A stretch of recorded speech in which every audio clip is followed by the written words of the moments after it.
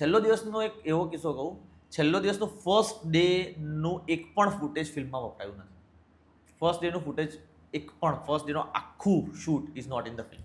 શું શૂટ કર્યું હતું? પહેલા દિવસે નરિયાનો એક સીન શૂટ કરેલો જે એડિટ ટેબલ પર ઉડી ગયો આખો સીન, જેમાં અમે ઇરિટેટ થઈ. અમે લોકો we are just sitting outside the college campus અને નરિયો બોલ બોલ બોલ બોલ બોલ બોલ મારવા લઈએ છે, એવો એક સીન હતો જે ઉડી ગયો માઇકલનો. અને એની સિવાયનો એક સીન હતો બીજા દિવસે શૂટ કર્યો, પેલો છે ને કે કેવિન તને જોવે છે, હું આમ પાછળ બેઠો છું યશની અને જાનકીની, એ વાળો સીન અમે લોકોએ અંદર શૂટ કર્યો હતો.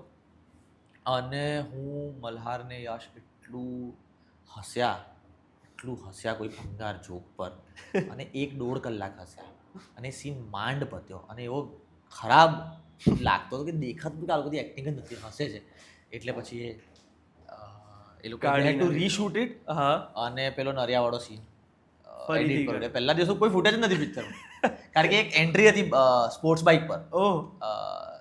એ આઈ થિંક ફિલ્મમાં છે હવે, કોની? મલ્હારની છે, સ્પોર્ટ્સ બાઇક વાળી છે ને, મલ્હારની છે, એવી એન્ટ્રી હતી, લાલ કલરની સ્પોર્ટ્સ બાઇક. એક મસ્ત ઇમ્પ્રોવાઇઝેશન બી બહુ પહેલા, આઈ થિંક એ વર્કશોપમાં વાત થયેલી કે આ મલ્હાર અને યશ આમ સ્પોર્ટ્સ બાઇક પર આવશે ને પછી પાછળ કરીને હું એક્ટિવા લઈને ઓવરટેક કરી નીકળે, એવું કંઈક રાખ્યું હતું. પણ પછી એવું થયું કે પેલું બાથરૂમ વાળી એન્ટ્રી બેટર છે કેરેક્ટર.